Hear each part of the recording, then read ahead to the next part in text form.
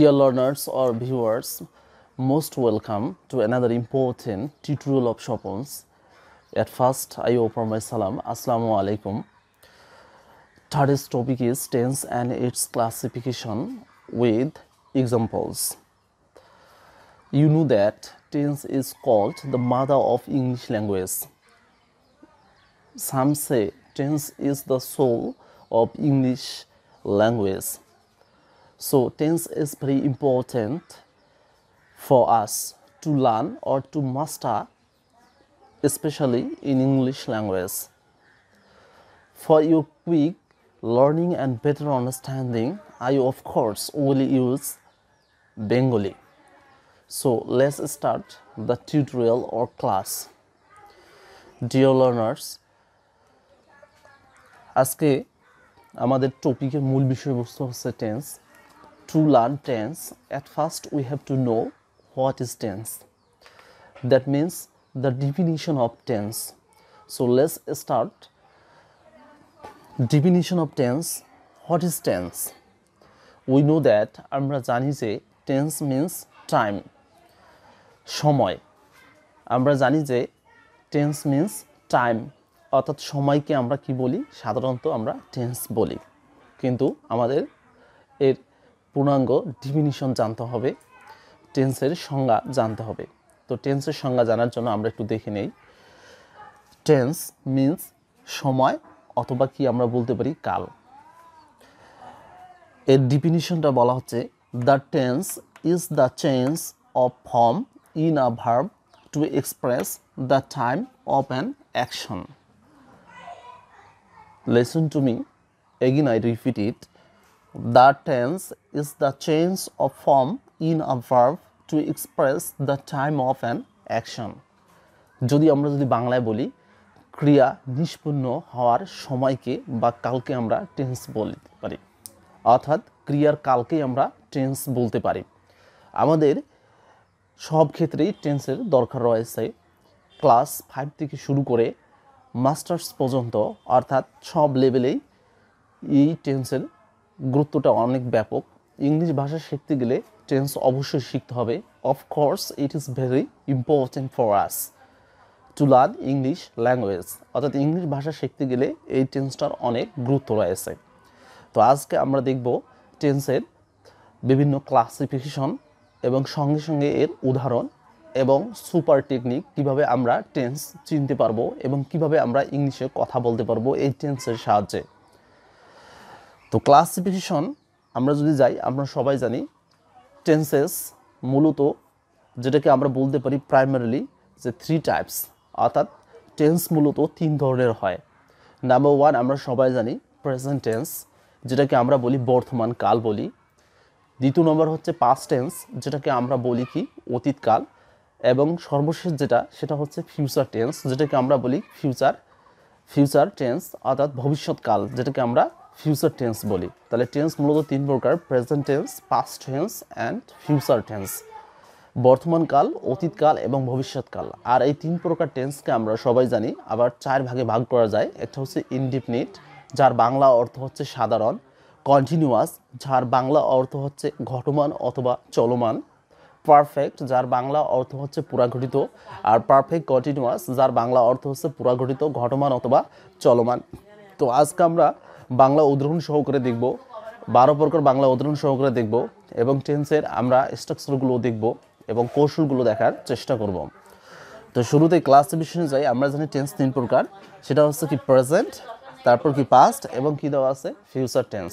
Present tense, past tense এবং কি future tense. তো আমরা দেখব এই প্রেজেন্ট, পাস্ট, ফিউচার টেন্সকে আবার 4টা ক্যাটাগরিতে ভাগ করা হয়েছে. নাম্বার 1 ইনডিফিনিট, অর্থাৎ আমরা বলতে পারি present indefinite, present continuous, present perfect continuous. আবার কি past indefinite, past continuous, past perfect continuous. Future indefinite, future continuous, future perfect continuous. তো আমরা দেখব খুব সহজেই যেন আমরা টেন্স শিখতে পারি এবং টেন্স যেন আমরা শনাক্ত করতে পারি এবং টেন্সের মাধ্যমে আমরা যেন ইংলিশে কথা বলতে পারি দেখার চেষ্টা করব পর্যায়ক্রমে. তো শুরুতে আপনারা দেখতে পাচ্ছেন যে প্রেজেন্ট ইনডিফিনিট এর মূল যে গঠন বা আমরা যেটাকে বলি স্ট্রাকচার, ইংলিশ যে গঠনটা সেটা হচ্ছে প্রথমে সাবজেক্ট, তারপরে কি V1। আমরা সবাই জানি V1 বলতে ভার্বের বেস ফর্ম বা মেইন ভার্বকে আমরা V1 বলি, আর ভার্বের পাস্ট ফর্ম সেটাকে আমরা V2 বলি, আর ভার্বের 3 অর্থাৎ যেটাকে আমরা বলি ভার্বের পাস্ট পার্টিসিপল ফর্ম, অর্থাৎ ভার্বের পাস্ট পার্টিসিপল ফর্মকে আমরা V3 বলি। তো এখানে প্রেজেন্ট ইনডিফিনিটের মূল গঠনটা হচ্ছে সাবজেক্টের পরে মূল ভার্ব, অথবা যদি সাবজেক্টটা থার্ড পারসন সিঙ্গুলার নাম্বার হয় তখন মূল ভার্বের শেষে এস, ইএস অথবা আইএস, এবং সর্বশেষে কী হবে, অবজেক্ট অথবা কী হবে, এক্সটেনশন হবে। এটা হচ্ছে ইংলিশ স্ট্রাকচার বা ইংলিশ আমরা গঠন বলতে পারি। এর বাংলা ক্রিয়া শেষে আমাদের খেয়াল রাখতে হবে, যদি কোনো বাংলা বাক্যের ক্রিয়া শেষে ই, অ, এ অন্ত্যেষ্টিয় অর্থাৎ যদি বর্তমানের কথা বলে, যেমন করি, করো, খাই, খায়, যায়, যাই, যায়, এগুলো যদি থাকে অর্থাৎ বর্তমানের কথা বলে, তখন সেটা কি হবে, প্রেজেন্ট ইনডিফিনিট হবে। তখন ওটাকে ইংলিশে করার সময় আমাদের যে কাজটি করতে হবে, প্রথমে আমরা সাবজেক্ট নেব, তারপরে আমরা কী নেব, ভার্ব নেব। একটা উদাহরণ দেখার চেষ্টা করি। আমি উদাহরণ দিয়েছি বাংলা, যে আমি ক্রিকেট খেলি। তাহলে এই তিনটে শব্দের মধ্যে কাজ করা বোঝাচ্ছে খেলি। তাহলে খেলি এই কাজটাকে যদি আমরা একটু ভালো করে দেখি, বিশ্লেষণ করি, তাহলে খেল প্লাস ই, আমরা জানি হাস্যইতে কী হয়, হিসিকার হয় খেলি, যার সঙ্গে আমাদের এখানে কি বাংলার সাথে মিলে যাচ্ছে। তাহলে এটার ইংলিশ হবে, প্রথমে আমরা সাবজেক্ট নেব কি আই, তারপরে ভার্ব নেব কি প্লে, তারপরে অবজেক্ট বা এক্সটেনশন যেটাই বললেন কেন আমরা নেব কি ক্রিকেট। তাহলে আই প্লে ক্রিকেট, এর বাংলা অর্থ হচ্ছে আমি ক্রিকেট খেলি। তাহলে এটা হচ্ছে প্রেজেন্ট ইনডিফিনিট। এবার আমরা যদি যাই পাস্ট ইনডিফিনিটের, আমরা যদি গঠন যাই, তাহলে প্রথমে কি হবে, সাবজেক্ট, তারপরে কি V2 বলতে ভার্বের অবশ্যই পাস্ট ফর্ম, তারপরে কি নেব, অবজেক্ট অথবা কি নেব আমরা, এক্সটেনশন। বাংলা ক্রিয়া শেষে আমাদের খেয়াল রাখতে হবে, মনোযোগ সহকারে আমাদের বুঝতে হবে। আমরা লক্ষ্য রাখবো বাংলা ক্রিয়া শেষে যদি ল, ম, ততাম অর্থাৎ যদি অতীত কথা বলা হয় তখন কি হবে, সেটা পাস্ট ইনডিফিনিট হবে। ইংলিশ যখন আমরা কোনো বাংলা বাক্যকে যখন আমরা ইংলিশে রূপান্তর করব, তখন প্রথম অবস্থায় আমাদের সাবজেক্ট নিতে হবে এবং ভার্বের অবশ্যই আমাদের পাস্ট ফর্ম নিতে হবে। তারপরে আমরা কি নেব, অবজেক্ট অথবা এক্সটেনশন। যেমন এখানে আমি উদাহরণ দিয়েছি, আমি ক্রিকেট খেললাম। তাহলে এখানে সাবজেক্ট হচ্ছে আই, আর খেলার ইংলিশ হচ্ছে প্লে। তাহলে কি বসা লাগবে, প্লেড, তারপরে বসাবো আমরা কি ক্রিকেট। তাহলে আই প্লেড ক্রিকেট, এর মিনস হচ্ছে আমি ক্রিকেট খেললাম। এবার ফিউচার ইনডিফিনিট যদি আমরা যাই, লক্ষ্য করি, তাহলে প্রথমে আমাদের নিতে হবে সাবজেক্ট, তারপরে আমরা সাবজেক্ট অনুযায়ী শ্যাল এবং উইল, তারপরে আমরা নেব কি মূল ভার্ব, V1 বলতে মূল ভার্ব অর্থাৎ ভার্বের বেস ফর্ম, তারপরে আমরা কি নেব, অবজেক্ট অথবা কি নেব আমরা, এক্সটেনশন নেব। আর এটা সহজে আমরা চিনব যদি বাংলা কোনো বাক্যের ক্রিয়ার শেষে বা কাজের শেষে যদি ব বা বেন অর্থাৎ যেটা ভবিষ্যৎ বোঝাবে, যেটা হয়নি কিন্তু হবে অর্থাৎ ভবিষ্যৎ যদি বোঝাবে, সেই ক্ষেত্রে আমরা কী ব্যবহার করব, সাবজেক্টের পরে শ্যাল বা উইলের পরে মূল ভার্ব, তারপর অবজেক্ট অথবা এক্সটেনশন নেব। যেমন উদাহরণ দেখি, যেমন আমি ক্রিকেট খেলবো, তাহলে শেষে কিন্তু বো পাওয়া যাচ্ছে অর্থাৎ ব পাওয়া যাচ্ছে। তাহলে ইংলিশটা হবে আই, তারপর কী বসাবো, সূত্র অনুযায়ী শ্যাল অথবা উইল। তাহলে আমি আইয়ের ক্ষেত্রে কী নেব, শ্যাল, তারপর মূল ভার্ব ব্যবহার করবো কি প্লে ক্রিকেট। তাহলে আমি ক্রিকেট খেলবো, আই শ্যাল প্লে ক্রিকেট। তাহলে ডিয়ার লার্নার্স, আমরা কিন্তু তিনটা টেন্স দেখে নিলাম, একটা হচ্ছে প্রেজেন্ট ইনডিফিনিট, একটা হচ্ছে পাস্ট ইনডিফিনিট, আর হচ্ছে ফিউচার ইনডিফিনিট। খুব সহজে আমাদের মনে রাখতে হবে, খুব সহজে আমরা শিখতে পাবো যে প্রেজেন্ট ইনডিফিনিট বলুন আর পাস্ট ইনডিফিনিট বলুন আর ফিউচার ইনডিফিনিট বলুন, যে শুরুতে কি সাবজেক্ট তো থাকবে আর শেষেতেই কি অবজেক্ট অথবা এক্সটেনশন থাকবে। তাহলে টেন্সটা চিনব কীভাবে, শুধু ভার্বটা দেখে, যদি মূল ভার্ব পাই বা ভার্বের সঙ্গে এস বা ইএস পেয়ে যায় তাহলে সেটা হবে প্রেজেন্ট ইনডিফিনিট। আর যদি ভার্বটা যদি পাস্ট ফর্ম পাওয়া যায় তাহলে সেটা হবে পাস্ট ইনডিফিনিট। আর যদি শ্যাল বা উইলের পর যদি মূল ভার্ব পেয়ে যায় তখন সেটা হবে ফিউচার ইনডিফিনিট। আর এই বাংলাগুলো এগুলো চেনার উপায়, আমি চেনার উপায়গুলো লিখে দিয়েছি খুব সহজে, যেহেতু আমরা বাঙালি খুব সহজে এগুলো দেখে আমরা কিন্তু টেন্স শনাক্ত করতে পারবো বা কোনো বাংলা বাক্যকে আমরা ইংলিশে অনুবাদ করতে পারবো। তাহলে আমরা দেখলাম present indefinite, past indefinite, future indefinite. Present indefinite যার বাংলা অর্থ হচ্ছে সাধারণ বর্তমান, পাস্ট ইনডিফিনিট যার বাংলা অর্থ হচ্ছে সাধারণ অতীত, আর ফিউচার ইনডিফিনিট যার বাংলা অর্থ হচ্ছে সাধারণ ভবিষ্যৎ। এবার আমরা দেখব প্রেজেন্ট কন্টিনিউয়াস। আমাদের মনে রাখতে হবে কন্টিনিউয়াস মানে হচ্ছে ভার্বের আইএনজি হয়, সেটা প্রেজেন্ট কন্টিনিউয়াস হোক, সেটা পাস্ট কন্টিনিউয়াস হোক, আর সেটা ফিউচার কন্টিনিউয়াস হোক। আমাদের মনে রাখতে হবে টেন্স আমরা খুব সহজে বুঝবো ভার্ব দিয়ে। যে কোনো টেন্সের যদি স্ট্রাকচার শুরু হয়, শুরু থেকে অবশ্যই সাবজেক্ট থাকে, শেষের দিকে অবজেক্ট অথবা কি এক্সটেনশন থাকতে পারে, কিন্তু মাঝের অবস্থা অর্থাৎ ভার্ব দেখে কিন্তু আমরা টেন্স চিনব। আর টেন্স মানে হচ্ছে ক্রিয়ার কাল, ক্রিয়া বলতে কি ভার্বের সময়কে নির্দেশ করে। তো আমরা কন্টিনিউয়াস টেন্স দেখি, প্রথমে কি প্রেজেন্ট কন্টিনিউয়াস দেখে নেব, যে প্রথমে সাবজেক্ট, তারপরে সাবজেক্ট অনুযায়ী কী হবে, অ্যাম, ইজ, আর। তো ডিয়ার লার্নার্স, আমার একটা টিউটোরিয়াল আছে, আমি সাবজেক্ট এবং ভার্ব এগ্রিমেন্ট নামে একটা ক্লাস আমার আছে, আমি আমন্ত্রণ জানাচ্ছি আপনারা এই যদি ক্লাসটা দেখে নেন সাবজেক্ট এবং ভার্ব এগ্রিমেন্ট, তাহলে আপনারা বুঝতে পারবেন কখন আপনারা অ্যাম, কখন ইজ এবং কখন আর ব্যবহার করবেন, আপনাদের জন্য খুব সহজ হবে। তো এখানে প্রেজেন্ট কন্টিনিউয়াসের গঠন হচ্ছে সাবজেক্টের উপরে অ্যাম, ইজ, আর যে কোনো আমাদের একটা অক্সিলারি ভার্ব আমাদের নিতে হবে, তারপরে মূল ভার্বের সাথে আমাদের আইএনজি যুক্ত করতে হবে, তারপরে আমরা অবজেক্ট অথবা এক্সটেনশন নেব। তো এটা বাংলায় কীভাবে চিনব, যদি কোনো বাংলা বাক্যের শেষে যদি তেসি, তেসু, তেসে বা তেসেন পাওয়া যায়, অথবা চয় ছ একার, চয় ছ হিসিকার সে, এগুলো যদি পাওয়া যায়, তখন আমরা কি করব, এই গঠনে আমরা কিন্তু ইংলিশটা করব, অর্থাৎ এই টেন্সের আকারেই আমরা সেন্টেন্সটা গঠন করব। প্রথমে নেব সাবজেক্ট, তারপরে অ্যাম, ইজ, আর ভার্বের সাথে আইএনজি। তো এই জায়গায় একটু কথা বলে রাখি, আমরা বাঙালি, আমরা জানি যে প্রত্যেক আমাদের বিশেষ করে বাংলা ভাষায় দুটো রূপ আছে, একটা হচ্ছে সাধু রূপ আর একটা হচ্ছে চলিত রূপ। এই সাধু এবং চলিত রূপ যা আমাদের একটু ধারণা থাকতে হবে, যেমন খাইতেছি এটা হচ্ছে সাধু, আর খাচ্ছি এটা হচ্ছে চলিত, আবার যাইতেছি এটা হচ্ছে সাধু, আর যাচ্ছি এটা হচ্ছে চলিত। তো সাধুরূপ ক্রিয়ার শেষে যদি তেসি, তেসু, তেসেন এবং চলিত রূপ যদি চয় ছ একার, চয় ছ হিসিকার এগুলো যদি পাওয়া যায়, তখন সেটা মনে করতে হবে প্রেজেন্ট কন্টিনিউয়াস টেন্সকে নির্দেশ করতেছে। যেমন একটা উদাহরণ দেখা যাক, যেমন আমি ক্রিকেট খেলিতেছি, তাহলে এই যে খেলিতেছি শেষে কিন্তু তেসি পাওয়া যাচ্ছে, অথবা খেলছি শেষে কিন্তু সি পাওয়া যাচ্ছে, ছয় হিসিকারে সি। তাহলে এরকম বোঝালে এটা যদি ইংলিশে রূপান্তর করি, তাহলে প্রথমে আমি সাবজেক্ট নিলাম কি আই, তারপরে সূত্র অনুযায়ী অ্যামিজারের মধ্যে আমি কি নিলাম অ্যাম, আবার কি মূল ভার্ব হচ্ছে খেলার, ইংলিশ হচ্ছে আমরা সবাই জানি প্লে, মানে খেলা করা, যখন ভার্ব হিসেবে ব্যবহার হয় তাহলে প্লের সাথে আইএনজি প্লেইং, তারপর অবজেক্ট অথবা এক্সটেনশন আমি বসাচ্ছি ক্রিকেট। তাহলে I am playing cricket, it means হচ্ছে বাংলা অর্থ দিচ্ছে আমি ক্রিকেট খেলিতেছি অথবা কি খেলছি। এবার আমরা দেখব পাস্ট কন্টিনিউয়াস। ফার্স্ট মানে হচ্ছে অতীত, আর কন্টিনিউয়াস মানে হচ্ছে ঘটমান অথবা চলমান। তো এটার আমরা গঠন দেখে নিই, যে আমি পূর্বে বলছিলাম যে শুরুতে কি থাকবে সাবজেক্ট, তারপর কি হবে কন্টিনিউয়াস মানে কি ভার্বের আইএনজি হবে। তো পাস্ট কন্টিনিউয়াসের ক্ষেত্রে কি হবে, সাবজেক্টের পরে ওয়াজ, ওয়ার, অর্থাৎ আমরা সাবজেক্ট অনুযায়ী পার্সন অনুযায়ী আমরা ওয়াজ অথবা ওয়ার নেব, তারপর মূল ভার্বের সাথে আমরা কি করবো আইএনজি, তারপর কি নেব অবজেক্ট অথবা এক্সটেনশন। তো সহজভাবে চিনবো, যদি বাংলা কোনো বাক্যের ক্রিয়া শেষে তে ছিল অথবা তে ছিলে অথবা তে ছিলাম যদি পাওয়া যায়, তখন সেটা হবে পাস্ট কন্টিনিউয়াস। আমরা একটু উদাহরণ দেখে নিই, যেমন আমি ক্রিকেট খেলিতেছিলাম, তাহলে এই যে খেলিতেছিলাম এই শব্দটা দ্বারা কাজ করা বোঝাচ্ছে, তাহলে শেষে কি পাওয়া যাচ্ছে তে ছিলাম, তাহলে তে ছিল, তে ছিলে, তে ছিলাম মিলে যাচ্ছে, আমরা মিল পেয়ে গেছি। সেজন্য আমরা এটাকে যখন ইংলিশে অনুবাদ করব বা এটা ফার্স্ট কন্টিনিউয়াসের গঠনে যখন আমরা এটা তৈরি করব, তখন শুরুতে আমি সাবজেক্ট নেব কি আই, মিনস আমি, তারপরে সূত্র থেকে ওয়াজ, ওয়ার, তাহলে আমরা জানি যে কি ওয়াজ ব্যবহার হয়, যে আই ওয়াজ, তারপরে মূল ভার্বের সাথে আমরা আইন যোগ করে দেবো, প্লের সাথে আইন যোগ করলে হবে প্লেইং ক্রিকেট। তাহলে আনসার হচ্ছে যে I was playing cricket, Bangla হচ্ছে আমি ক্রিকেট খেলিতেছিলাম। এবার আমরা দেখার চেষ্টা করব ফিউচার কন্টিনিউয়াস। ফিউচার মানে হচ্ছে ভবিষ্যৎ, কন্টিনিউয়াস মানে হচ্ছে ঘটমান অথবা কি চলমান, যেটা ভবিষ্যতে ঘটবে, যে কাজটা ঘটবে কিন্তু ওই কাজটা কি চলমান থাকবে, তখন সেটাকে আমরা বলবো ফিউচার কন্টিনিউয়াস। এর গঠনটা হচ্ছে সাবজেক্টের পরে আমরা নেব অবশ্যই শ্যাল বি অথবা কি আমরা নেব উইল বি, তারপর মূল ভার্বের সাথে কি হবে আইএনজি, তারপর কি নিতে হবে অবজেক্ট অথবা এক্সটেনশন। তো সহজভাবে চিনবো, বাংলা ক্রিয়ার সঙ্গে বাংলা ক্রিয়ার শেষে থাকবে তে থাকিবে, তে থাকবে অথবা তে থাকিবেন, তাহলে এগুলো থাকলে আমরা সহজে বুঝতে পারবো ওটা ফিউচার কন্টিনিউয়াস টেন্স।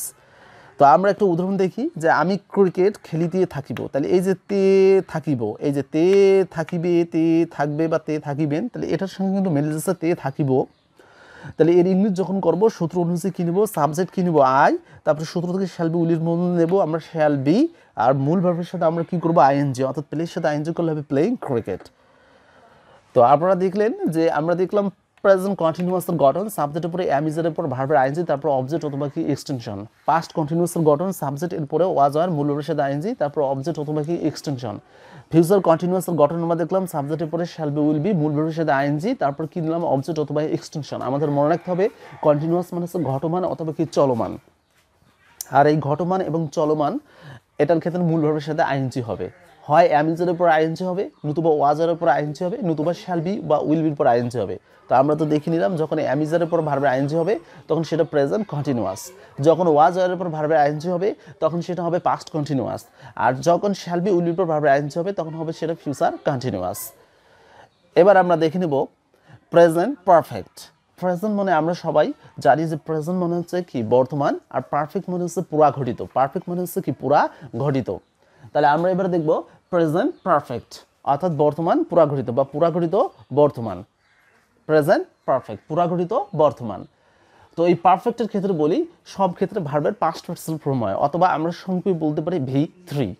আমরা সবাই জানি, আমরা পড়েছি কনজুগেশন অফ ভার্বের, আমরা পড়েছি যে গো এটা হচ্ছে V1 বা মূল ভার্ব, এর পাস্ট ফর্ম হচ্ছে ওয়েট, আর পাস্ট পার্টিসিপল ফর্ম গণও হয়, উচ্চারণ আবার কি হয়, গানও হয়।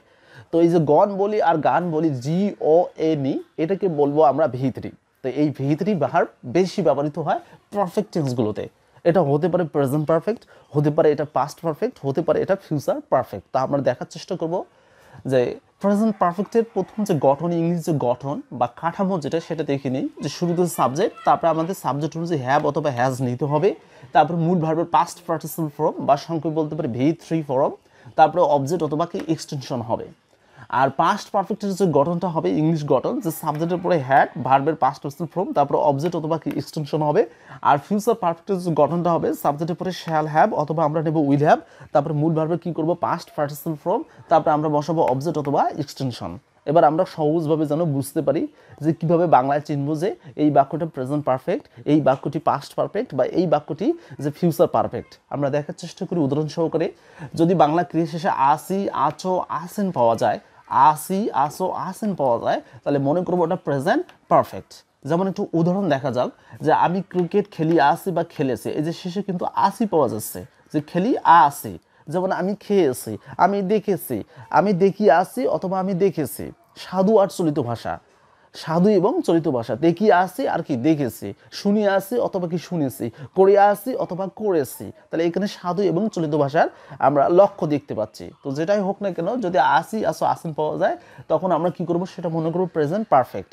এর যে গঠনটা হবে যে প্রথমে সাবজেক্ট, তারপরে সাবজেক্ট অনুযায়ী হ্যাভ অথবা কি নেব আমরা হ্যাজ, তারপর মূল ভার্বের পাস্ট পার্টিসিপল ফর্ম, তারপর অবজেক্ট অথবা এক্সটেনশন। উদাহরণ দেখার চেষ্টা করি, যেমন আমি ক্রিকেট খেলি আসি অথবা খেলেছি। তাহলে এটা যদি ইংলিশ করা হয়, তাহলে প্রথমে আমি সাবজেক্ট নেব কি আই, সূত্র থেকে হ্যাভ বা হ্যাজের মধ্যে কি নিব আমি হ্যাভ, মূল ভার্বের পাস্ট পার্টিসিপল ফর্ম কি করব প্লেড, তারপর অবজেক্ট বা এক্সটেনশন কোনটা হলো ক্রিকেট। তাহলে আই হ্যাভ প্লেড ক্রিকেট, এর বাংলা অর্থ হচ্ছে আমি ক্রিকেট খেলিয়েছি অথবা খেলেছি। যদি বলা হয় আমি খেয়েছি, তাহলে কি হবে আই হ্যাভ ইটেন। আমি দেখেছি, তাহলে কি হবে আই হ্যাভ সিন। আমি শিখেছি, আই হ্যাভ লার্নড। আমি ইংলিশ শিখিয়েছি, আই হ্যাভ লার্নড ইংলিশ। তো এভাবে অনেকগুলো বাক্য গঠন করা যায়। এবার আমরা দেখব পাস্ট পারফেক্ট গঠন হচ্ছে ইংলিশ গঠন, প্রথমে সাবজেক্ট, তারপরে হ্যাড, তারপরে মূল ভার্বের পাস্ট পার্টিসিপল ফর্ম, অবজেক্ট অথবা এক্সটেনশন। বাংলা ক্রিয়া শেষে কি থাকবে, আর সঙ্গে থাকবে ছিল অথবা ছিলে অথবা ছিলাম। যেমন একটু উদাহরণ দেখা যাক, আমি ক্রিকেট খেলিয়ে আসছিলাম, তাহলে এখানে ছিলাম পাওয়া যাচ্ছে। তাহলে এর ইংলিশ গঠনটা আমরা যেটা দেখলাম, যে প্রথমে আমরা কি নেব সাবজেক্ট। তাহলে এই বাক্যে, এই বাংলা বাক্যের মধ্যে সাবজেক্ট বা কর্তা হচ্ছে কি আমি, তাহলে ইংলিশটা বসাবো কি আই। তাহলে আমি এখানে ইংলিশটা কি বসে দেবো, আমি এখানে ইংলিশটা বসাবো আই। তাহলে আই সূত্র থেকে আমি কি বসাবো, সূত্র থেকে আমি হ্যাড ব্যবহার করবো। হ্যাড মূল ভার্বের পাস্ট পার্টিসিপল ফর্ম, আমরা এখানে জানি ভার্বটা হচ্ছে খেলিয়ে আসছিলাম, তাহলে এখানে প্লেডের পাস্ট পার্টিসিপল প্লেড হলো, তারপরে বসে দেবো আমি কি ক্রিকেট, তাহলে প্লেড, তাহলে আই হ্যাভ প্লেড, তাহলে আমি বসে দেবো আই হ্যাভ প্লেড ক্রিকেট। এবার আমরা ফিউচার পারফেক্ট দেখি। গঠনটা হচ্ছে ইংলিশ গঠন, সাবজেক্টের পরে শ্যাল হ্যাভ অথবা উইল হ্যাভের পর ভার্বের পাস্ট পার্টিসিপল ফর্ম, তারপর অবজেক্ট অথবা কি এক্সটেনশন হবে। তাহলে এখানে বাংলা ক্রিয়ার শেষে আমরা যেভাবে সহজভাবে চিনব যে আ থাকিবে, আ থাকবে বা আ থাকিবে। যেমন একটা উদাহরণ দেখা যাক, যেমন আমি ক্রিকেট খেলিয়া থাকিব, তাহলে এখানে আ থাকিব শেষের দিকে পাওয়া যাচ্ছে, তাহলে ইংলিশ গঠন হচ্ছে I shall have played cricket. তো এই বিষয়ে একটু বলি, পারফেক্টের ক্ষেত্রে অবশ্যই মূল ভার্ব কি হবে পাস্ট পার্টিসিপল হবে। আমরা সহজভাবে চিনব, প্রথমে তো সাবজেক্ট থাকবেই, আর শেষের দিকে কি অবজেক্ট অথবা এক্সটেনশন থাকবে। যখন হ্যাভ হ্যাজের পর মূল ভার্বের পাস্ট পার্টিসিপল ফর্ম হবে, তখন সেটা হবে প্রেজেন্ট পারফেক্ট। যখন হ্যাডের পর মূল ভার্বের পাস্ট পার্টিসিপল ফর্ম হবে, তখন সেটা হবে পাস্ট পারফেক্ট। আর যখন শ্যাল হ্যাভ উইল হ্যাভের পর মূল ভার্বের পাস্ট পার্টিসিপল ফর্ম আমরা পেয়ে যাব, তখন সেটা হবে ফিউচার পারফেক্ট। তবে পাস্ট পারফেক্ট নিয়ে একটু কথা বলি। এই পাস্ট পারফেক্টের ক্ষেত্রে যে অতীতে দুইটা কাজ সংঘটিত হয়েছিল, যেটা আগে সংঘটিত হয়েছিল সেটা কিন্তু পাস্ট কি, যেটা আগে সংঘটিত হয়েছিল আর যেটা পরে সংঘটিত হয়েছিল, এটা নিয়ে অনেকে আমাদের কনফিউশন হয়। যে বিফোর এবং আফটারের ক্ষেত্রে আমরা বিশেষভাবে লক্ষ্য করব, বিফোর এবং আফটারের ক্ষেত্রে পাস্ট পারফেক্ট ব্যবহার হয়। বিফোর মানে হচ্ছে সামনে অথবা কি পূর্বে, আর আফটার মানে পরে। তখনই হয় যখন অতীতে দুইটা কাজ সংঘটিত হবে। কয়টা কাজ সংঘটিত হবে, দুটা কাজ সংঘটিত হবে। তাহলে বিফোর মানে সামনে অথবা পূর্বে, পূর্বে পাস্ট পারফেক্ট হবে, আর আফটার মানে পরে, পরে পাস্ট পারফেক্ট হবে। তাহলে পাস্ট পারফেক্ট বিফোর এবং আফটার যখন কোনো সেন্টেন্সের মাঝে থাকবে, এবং বিফোর মানে পূর্বেও, তবে শর্ত হচ্ছে দুটোই কিন্তু অতীত কাজ হতে হবে। কটা, দুটো কাজে অতীত হতে হবে। যেটা যে কি অতীত হবে, বিফোর মানে সামনে, সামনে পাস্ট পারফেক্ট হবে, আর আফটার মানে পরে, পরে পাস্ট পারফেক্ট হবে। তো এরপরে আমি আরেকটা নতুন টিউটোরিয়ালে আমি এই বিষয়টা আমি ক্লিয়ার করে দেব। তো এবার আমরা দেখার চেষ্টা করব প্রেজেন্ট পারফেক্ট কন্টিনিউয়াস, অর্থাৎ আমরা কন্টিনিউয়াসগুলোতে যাওয়ার চেষ্টা করি। পারফেক্ট মানে পুরাঘটিত, কন্টিনিউয়াস মানে ঘটমান অথবা চলমান। তাহলে প্রেজেন্ট পারফেক্ট কন্টিনিউয়াস মানে হচ্ছে যে পুরাঘটিত, বর্তমান, চলমান, এরকম অর্থ দেয় যে বর্তমান, পুরাঘটিত, ঘটমান অথবা আমরা চলমান বলতে পারি। তো প্রেজেন্ট পারফেক্ট কন্টিনিউয়াসের যে গঠনটা হবে বা যে স্ট্রাকচার হবে, প্রথমে সাবজেক্ট, তারপরে আমরা নেব কি হ্যাভ বিন অথবা কি নেব আমরা হ্যাজ বিন, মূল ভার্বের সাথে কি করতে হবে আমাদের আইএনজি, তারপরে কি করব সিন্স অথবা ফর, তারপরে আমরা কি দেব সময় দেব। তো এই বিষয়টা খুব গুরুত্বপূর্ণ যে সিন্স বা ফরের পর সময়টা কি। যেমন আমরা জানি যে 2 ঘন্টা ধরে, 4 ঘন্টা ধরে, সকাল থেকে গত 10 বছর ধরে, এগুলোকে কি বলে সময়। আমরা তো সময় জানি, মনে রাখবো নির্দিষ্ট করে সময় বোঝালে তখন তার সামনে আমরা সিন্স ব্যবহার করব, আর অনির্দিষ্ট সময় বোঝালে কি ব্যবহার করব ফর। আর একটু বলি, নির্দিষ্ট এবং অনির্দিষ্ট একটু ক্লিয়ার করে দিচ্ছি যে যদি বলা হয় 2 ঘন্টা ধরে, প্রশ্ন হচ্ছে কোন 2 ঘন্টা ধরে, সকালের 2 ঘন্টা ধরে, না দুপুরবেলার 2 ঘন্টা ধরে, না সন্ধ্যাবেলার 2 ঘন্টা ধরে, এটা কিন্তু আমরা বুঝতে পারি না। যেটা বুঝতে পারি না সেটাকে আমরা বলতে পারি অনির্দিষ্ট। তাহলে তার সামনে ফর 2 আওয়ার্স হবে। তাহলে অনির্দিষ্ট সময়ের সামনে কি ব্যবহার করব ফর, আর নির্দিষ্ট সময় বুঝালে কি ব্যবহার করব সিন্স। যদি বলা হয় যে 2021 সাল থেকে, তাহলে 2021 সাল আমার কাছে নির্দিষ্ট বোঝাচ্ছে, তাহলে সিন্স 2021, তাহলে সেক্ষেত্রে আমি সিন্স ব্যবহার করবো। আবার যদি বলা হয় সকাল থেকে, তার মানে হচ্ছে এই সকাল থেকে, তখন সকালের সামনে আমরা কি ব্যবহার করি সিন্স ব্যবহার করি। আরও একটু সহজ টেকনিক বুঝাচ্ছে, ধরিয়ে বা যাবত বুঝালে, ধরিয়া বা যাবত বুঝালে কি হবে ফর, আর হইতে থাকলে কি হবে সিন্স। ধরিয়ে বা যাবত বুঝালে কি ব্যবহার হবে ফর, আর হইতে থাকলে কি ব্যবহার করবো আমরা সিন্স। তো এরপরে আমি উদাহরণে দেবো অবশ্যই। তো আগে আমরা দেখে নিই আরেকটু, যে বাংলা ক্রিয়া শেষে যদি তেসি, তেসো, তেসেন প্লাস কি থাকবে সময়। একটু মজার বিষয় হচ্ছে প্রেজেন্ট কন্টিনিউয়াস যে বাংলা যেভাবে আমরা সহজভাবে চিনবো, বাংলা যে তেসি, তেসো, তেসে ওরকমই থাকবে, তেসি, তেসো, তেসে জাস্ট কি থাকবে সময়টা থাকবে। আবার যেমন পাস্ট কন্টিনিউয়াসের বাংলা আমরা যেভাবে দেখছি যে তের সঙ্গে ছিল, ছেলে, ছিলাম, ওটাই থাকবে, জাস্ট কি থাকবে সময়। যদি সময় থাকে তখন সেটা হবে পাস্ট পারফেক্ট কন্টিনিউয়াস। আবার কি ফিউচার কন্টিনিউয়াসের বাংলা ক্রিয়া শেষে আমরা যেটা দেখছি তে থাকিবে, তে থাকবা, তে থাকিবেন, অনুরূপভাবে ফিউচার পারফেক্ট কন্টিনিউয়াস ওইটাই থাকবে, তে থাকিবে, তে থাকবে, তে থাকিবেন, প্লাস কি থাকবে সময়। তাহলে আমি বলেছিলাম কন্টিনিউয়াস মানে হচ্ছে ভার্বের আইএনজি, তাহলে এইখানেও কিন্তু ভার্বের আইএনজি হয়। পার্থক্য কি, শুরুতে সাবজেক্টের পরে যখন হ্যাভ বিন বা হ্যাজ বিনের পর ভার্বের আইএনজি থাকবে, তারপরে কি সিন্স বা ফরের পর সময় পাবো, তখন সেটা হবে প্রেজেন্ট পারফেক্ট কন্টিনিউয়াস। আর যখন যে কি হবে যে had been past perfect continuous, এর ইংলিশ যে গঠনটা হয় বা স্ট্রাকচার হয়, শুরুতে আমাদের কি নিতে হয় সাবজেক্ট, তারপরে সূত্র থেকে আমরা নেব কি হ্যাড বিন, তারপরে মূল ভার্বের সাথে আইএনজি, সিন্স বা ফরের পর কি নেব আমরা সময়। আমাদের কি থাকতে হবে সময় থাকতে হবে। তাহলে এটা হবে পাস্ট পারফেক্ট কন্টিনিউয়াস। তো বাংলায় সহজভাবে চিনবো যে প্রেজেন্ট পাস্ট কন্টিনিউয়াসের মতো পাস্ট পারফেক্ট কন্টিনিউয়াসের বাংলা রূপ ঠিক সেরকম, অতিরিক্ত একটু সংযোজন, সেটা হচ্ছে শুধু সময়। অর্থাৎ তে ছিল, তে ছিলে, তে ছিলাম, প্লাস কি থাকবে সময়। একটা আমরা উদাহরণ দেখি, যে আমি 2 ঘন্টা ধরে ক্রিকেট খেলিতেছিলাম, তাহলে এখানে তে ছিলাম পাওয়া যাচ্ছে, এখানে বলা হচ্ছিল তে ছিল, তে ছিলে, তে ছিলাম, তাহলে তে ছিলাম পাওয়া যাচ্ছে। তাহলে ইংলিশ গঠন হবে আমাদের প্রথমে কি নিতে হবে সাবজেক্ট, তারপরে স্ট্রাকচার বা গঠন হিসেবে কি নিতে হবে হ্যাড বিন, তাহলে আমি এখানে হ্যাড বিন নিলাম, তারপরে মূল ভার্বের সাথে কি করতে হবে আইএনজি, তাহলে প্লের সাথে আইএনজি হলো প্লেইং, তারপরে অবজেক্ট বা এক্সটেনশনের মধ্যে আমি নিলাম ক্রিকেট, তারপরে শেষের দিকে অর্থাৎ শেষের অংশটা সিন্স বা পরে পর সময়। তো 2 ঘন্টা ধরে অনির্দিষ্ট সময়, তাহলে তার সামনে অবশ্যই আমি কি ব্যবহার করবো সেন্স। তাহলে এর ইংলিশটা হচ্ছে I had been playing cricket for 2 hours, অর্থাৎ আমি 2 ঘন্টা ধরে ক্রিকেট খেলিতেছিলাম। এবার ফিউচার পারফেক্ট কন্টিনিউয়াস আমরা দেখব যে এর গঠন বা স্ট্রাকচার হচ্ছে প্রথমে কি সাবজেক্ট, তারপরে শ্যাল হ্যাভ বিন অথবা কি উইল হ্যাভ বিন, ভার্বের সাথে আইএনজি, তারপরে কি সিন্স বা ফর পর সময়। তো এর যে সহজভাবে আমরা চিনব যে ফিউচার কন্টিনিউয়াসের যে বাংলা যেভাবে আমরা দেখে নিয়েছিলাম যে তে থাকিবে, তে থাকবে বা তে থাকিবেন, তাহলে এটারও ওটাই থাকবে, জাস্ট কি থাকবে সময়।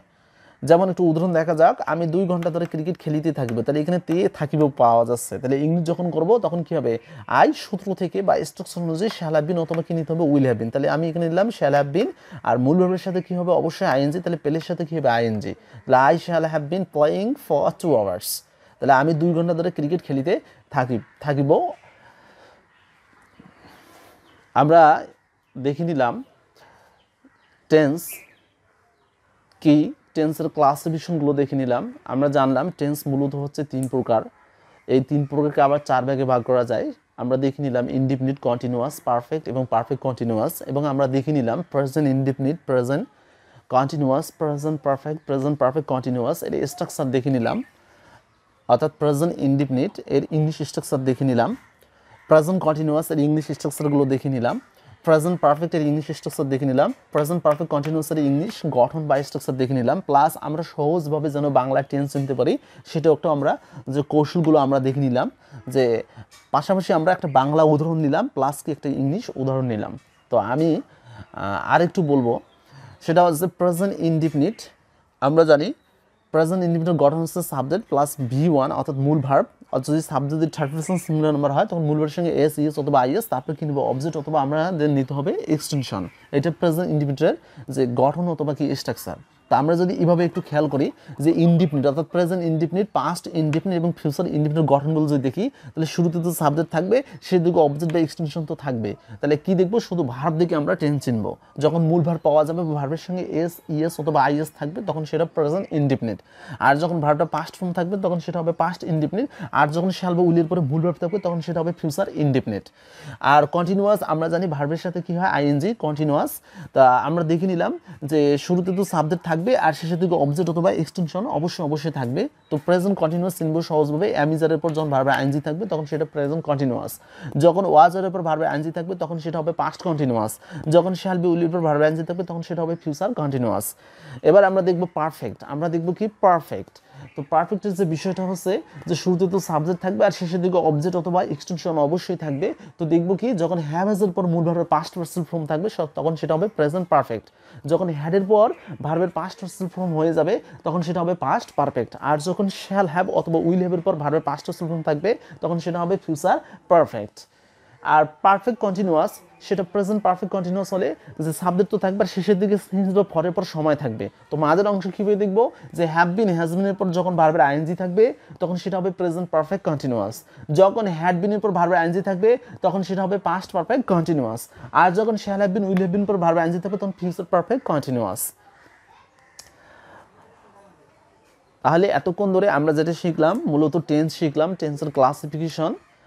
আমাদের আর একটু বিষয় জানতে হবে, এটা শুধু আমি যে প্রথম স্ট্রাকচারটা লিখে দিলাম, অর্থাৎ যে অ্যাফার্মেটিভ আমরা শিখলাম। আমাদের বাসায় কী করতে হবে, প্র্যাকটিস করতে হবে। অর্থাৎ হাবোধক যেটা আছে, যেমন আমি ক্রিকেট খেলি, আই প্লে ক্রিকেট, এটাকে যদি নাবোধক করা হয় তাহলে হবে কি আই ডোন্ট প্লে ক্রিকেট। এটাকে যদি ইন্টিগ্রেটিভ করা হয় ডু আই প্লে ক্রিকেট। আর এটাকে যদি ইন্টিগ্রেটিভ এবং নেগেটিভ করা হয় তাহলে হবে ডোন্ট আই প্লে ক্রিকেট। তাহলে এইভাবে যে আমাদের বাসায় প্র্যাকটিস করতে হবে। যেমন কন্টিনিউয়াস যদি ধরি যে আমি ক্রিকেট খেলতেছি, আই এম প্লেইং ক্রিকেট, এটাকে আমাদের নেগেটিভ শিখতে হবে, I am not playing cricket.